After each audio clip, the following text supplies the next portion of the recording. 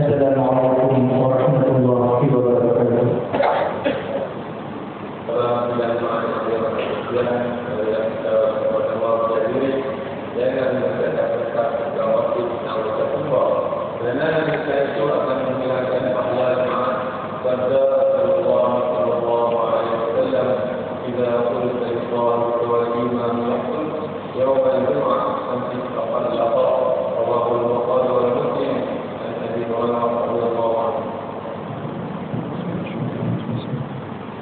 الحمد لله الذي شرع لعباده التقرب إليه بذبح القرآن، وقرن النحراء بصلاة في محكم القرآن،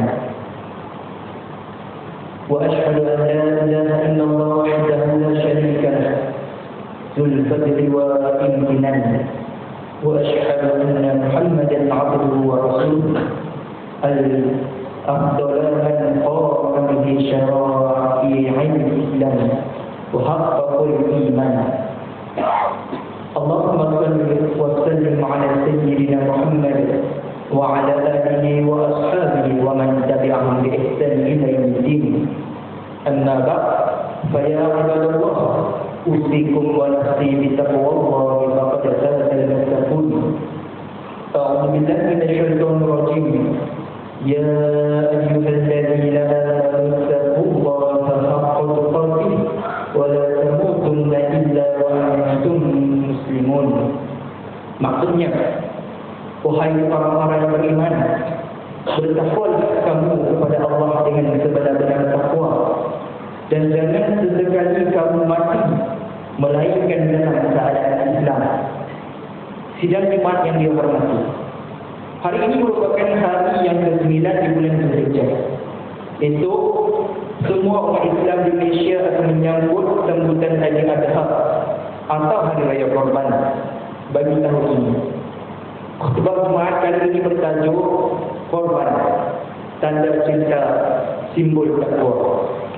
Sidang Jumat yang dirahmati Allah, pengorbanan merupakan istilah yang menjelaskan kesediaan dan penyerahan diri seseorang individu tanpa sebarang paksaan. Pengorbanan lahir dari hati yang ikhlas dan tidak mengharapkan sebarang balasan. Korban itu sendiri adalah simbol kesungguhan dan keikhlasan dalam mengerjakan ibadah. Allah SWT berfirman dalam surah Al-Hajj ayat ke-37. A'udzu billahi minasyaitonir rajim.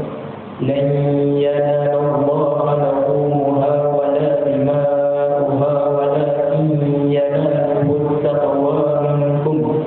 Kadzalika sakhkharaha lakum litukabbirullaha 'ala ma hadakum wa basyiril muhsinin. Maksudnya, daging dan darah binatang korban atau hadiah itu tidak sesekali akan sampai kepada Allah, tetapi yang sampai kepadanya ialah amal yang ikhlas yang berdasarkan takwa dari kamu. Demikian ia memudahkan binatang-binatang itu bagi kamu, supaya kamu membesarkan Allah kerana mendapat nikmat petunjuknya, dan sampaikanlah berita gembira dengan balasan yang sebaik-baiknya kepada orang-orang yang berusaha supaya amal baik amalnya. Pengorbanan diumpamakan seperti tenaga nukleus, yang mana dari tenaga nukleus itu pula akan berkembang kepada jisim-jisim yang lain. Maka pengorbanan merupakan sumber tenaga yang berkembang dalam keluarga, masyarakat dan lain-lain. Dalam arti kata yang lain, tanpa pengorbanan maka tidak mungkin kita dapat mencapai hasil dan sukar temui kejayaan, apatah lagi untuk merasai sesuatu kenikmatan yang diidam-idamkan. Maka sebab itulah kita katakan bahawa pengorbanan itu adalah pintu kepada kejayaan yang hakiki. Ibadat tahunan ini umpama latihan intensif untuk menguatkan diri dalam menghadapi kehidupan seharian. Kekuatan hubungan hati seseorang dengan Allah menjadikan dirinya yakin dan beriman dengan pertolongan dan perlindungan Allah. Dia tidak sesekali tunduk pada nafsu dan budaya dunia. Tidak lokek membelanjakan hartanya untuk keperluan insan yang memerlukan. Dan tidak juga lemah tersungkur apabila ditimpa kesusahan. Ini kerana dia tahu hidupnya hanya untuk Allah. Harta, masa dan dirinya adalah pinjaman daripada Allah. Serta hanya pada Tuhan sajalah tempat dia bergantung. Begitulah kaitan antara pengorbanan dan ketakwaan. Sehingga disebutkan dalam surah Al-Baqarah ayat 197 bahawa takwa itu merupakan sebaik-baik bekalan di akhirat kelak, sidang Jumat yang berbahagia. Pengorbanan yang hakiki ialah apabila seseorang itu meletakkan keredaan Allah mengatasi kepentingan diri. Justru untuk kita memahami konsep pengorbanan kisah pengorbanan Nabi Ibrahim dan Nabi Ismail merupakan model terbaik untuk kita contohi. Dengan mengambil pengajaran daripada peristiwa pengorbanan Nabi Ibrahim yang diuji oleh Allah Subhanahu wa taala dengan satu ujian yang maha berat, iaitu diperintahkan untuk melakukan korban dan penyembelihan ke atas putera kesayangannya, baginda Nabi Ismail alaihissalam. Walaupun berat di hati Nabi Ibrahim untuk melakukannya, namun atas dasar ketaatan kepada Allah Subhanahu wa taala, maka dengan penuh ketakwaan Nabi Ibrahim alaihissalam melakukan korban tersebut. Kisah ini menjadi satu manifestasi ketakwaan seisi keluarga yang mempamerkan ketabahan seorang ayah, kepatuhan seorang anak, dan redanya seorang isteri serta ibu dalam mentaati perintah Allah Subhanahu wa taala. Selepas Allah memberi jalan untuk melatih diri meningkatkan ketakwaan melalui pelbagai cara, termasuk berkorban, Allah datangkan ujian untuk mengenal pasti tahap keimanan dan ketakwaan. Maka di sinilah ruang dan peluang yang perlu kita gunakan untuk menunjukkan ketakwaan kita kepada Allah SWT. Kita harus mengambil intisipasi daripada ayat terakhir surah Al-Imran yang bermaksud, wahai orang-orang yang beriman, bersabarlah kamu menghadapi segala kesukaran dan mengerjakan perkara-perkara kebajikan, dan kuatkanlah kesabaran kamu lebih daripada kesabaran musuh di medan perjuangan, dan bersedialah dengan kekuatan pertahanan di daerah-daerah sempadan, serta bertakwalah kamu kepada Allah supaya kamu berjaya mencapai kemenangan. Ayat ini memberikan sisi penting kawalan diri untuk berjaya menghadapi godaan, iaitu bersabar. Memperkukuhkan kesabaran, membuat persediaan dan bertakwa kepada Allah Subhanahu wa taala. Ia meliputi sabar menghadapi godaan dan juga sabar dalam terus-menerus membuat kebaikan. Jangan sekali berputus asa, namun kesabaran sahaja tidak mencukupi tanpa persediaan. Tidak dimana yang dirahmati Allah, kita perlu melihat bahawa perlunya kepada pengorbanan. Kerana itulah permulaan dan prasyarat kepada kejayaan hidup seseorang dalam apa dua bidang dan aspek kehidupan. Hal ini kerana pengorbanan walaupun sedikit sesungguhnya memberi kesan kepada kehidupan serta membuka ruang hikmah yang tidak mampu dipikir oleh manusia. Semua bentuk pengorbanan ini adalah suci dan bersih. Kerana tanpa pengorbanan, maka cita-cita yang diimpikan hanya tinggal angan-angan. Sirah membuktikan bahawa para Rasul dan Nabi telah banyak melahirkan pengorbanan bagi seluruh kehidupan mereka demi mencari redha Allah Subhanahu wa taala dan demi kecintaan mereka kepada Islam. Allah Subhanahu wa taala merakamkan di dalam Al-Quran yang bermaksud, dan hendaklah ada di antara kamu segolongan umat yang menyeru kepada kebaikan, menyuruh kepada ma'ruf dan mencegah dari yang munkar. Mereka lah orang-orang yang beruntung. Kesempurnaan hidup yang tidak pernah dijangka, kejayaan demi kejayaan diperolehi merupakan suatu pencapaian lain dari pengorbanan. Semua itu merupakan nikmat yang tidak mungkin dibeli walaupun memiliki harta yang banyak, segunung emas atau dunia seluruhnya. Segalanya bermula pada diri. Ada yang berkorban rasa, wang, harta demi memperoleh ilmu yang dihajati. Contohnya, boleh kita lihat para ulama dahulu yang sanggup berkorban masa, tenaga dan harta sehingga memberikan natijah yang baik kepada masyarakat. Mereka telah keluar menjadi ulama besar, pengorbanan para sahabat dari sudut harta, masa dan tenaga memungkinkan Islam tersebar ke seluruh dunia. Pengorbanan seorang ibu yang menjaga dan mendidik sehingga lahirlah seorang anak berjaya. Pengorbanan seorang ayah yang membantu tulang sehingga memampukan keluarga untuk terus kekal bahagia. Pengorbanan seorang pemimpin demi masa depan rakyatnya. Pengorbanan seorang guru demi kejayaan para pelajar dan muridnya. Pengorbanan jiwa yang dilakukan oleh rakyat Palestin demi mempertahankan agama dan tanah airnya.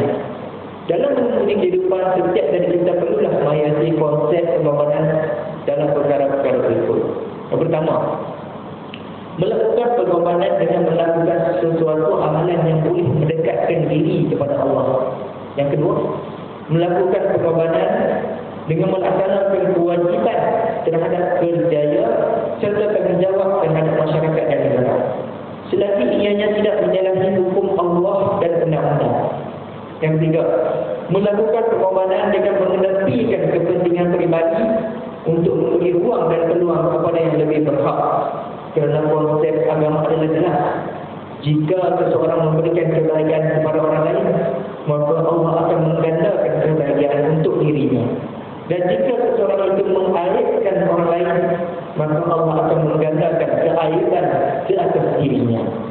Muslimin dan jemaah yang berbahagia, natijah di sebalik pengorbanan adalah tidak lain dan tidak bukan dapat memurnikan kehidupan yang lain berbanding dengan diri sendiri. Walaupun terpaksa mengorbankan kepentingan dan keperluan diri dari sudut jiwa, harta, tenaga dan masa, dan kita mengorbankan segalanya, ada kalanya sehingga mengakibatkan kehabisan harta, kesuntukan masa untuk diri, tenaga menjadi lemah dan kekurangan, dan lain-lain lagi. Namun bagi insan yang benar-benar memahami akan arti pengorbanan yang hakiki, maka baginya kebahagiaan dan keindahan yang tidak terhingga jika dapat melakukan pengorbanan demi kepentingan agama, umat Islam, bangsa dan negara tercinta. Malah segala pengorbanan itu bahkan menjadi aset dan jariah sehingga ke hari akhirat kelak. A'udzubillahi minasyaitonir rajim. Bismillahirrahmanirrahim. Inna a'tainakal kautsar fasalli li rabbika wanhar inna syani'aka huwal abtar. Maksudnya, sesungguhnya kami telah mengurniakan kepadamu wahai Muhammad kebaikan yang banyak di dunia dan di akhirat. Oleh itu, kerjakanlah sembahyang kerana Tuhanmu semata-mata, dan sembelihlah korban sebagai bersyukur. Sesungguhnya orang yang membersihkan engkau, dialah yang terputus dari mendapat sebarang perkara yang diinginkannya. Barakallahu li wa lakum fil Qur'anil 'azim wa nafa'ani wa iyyakum bima fihi minal ayati wa dzikril hakim wa taqabbala minni wa minkum tilawatahu innahu huwas sami'ul 'alim. Aqulu qawli hadza wa astaghfirullahal 'azim li wa lakum wa lisa'iril muslimina wal muslimat wal mu'minina wal mu'minat fastaghfiruhu fa yaghfirul mustaghfirina wa yajzal sabirin.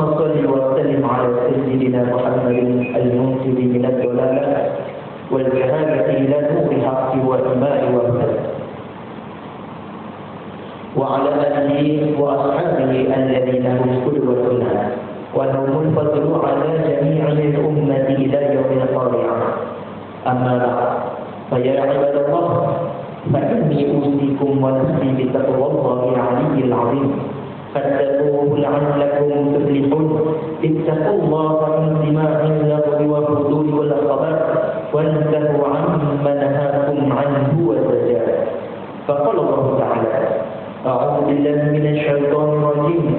يا أيها الذين آمنوا اتقوا الله ولتنظر نفس ما قدمت لغد واتقوا الله إن الله خبير بما تعملون.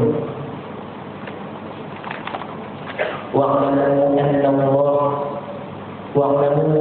الله أمركم بأمر عظيم وأمركم بالصلاة والسلام على النبي الكريم. إن الله وملائكته يصلون على النبي يا أيها الذين آمنوا صلوا عليه وسلموا تسليما. اللهم اغفر للمسلمين والمسلمات والمؤمنين والمؤمنات الأحياء منهم والأموات إنك سميع قريب مجيب دعوات يا قاضي الحاجات يا رب العالمين. اللهم اجعل هذا البلد آمنا مطمئنا. اللهم أصلح أئمتنا وولاة أمورنا واشمل اللهم بعنايتك وتوفيقك جلالة الملك مولانا أمير الكريم السلطان شرف الدين ابن المرحوم السلطان عبد الشاه وولي أهله ولي كرامة mulia Tengku Syarafuddin Badil Shah ibni Amir al-Karim Sultan Syarafuddin wa jami'an usratul Malaysia. Allahumma waffiqhum bis-sadad wa aslih bihim al-ibad wal bilad waj'al taqwa lahum khayra zad innaka ra'ufur rahim jawad ya latifan bil ibad ya arhamar rahimin. Ibadallah, inna Allah ya'muru bil adli wal ihsan وإيتاء ذي القربى وينهى عن الفحشاء والمنكر والبغي يعظكم لعلكم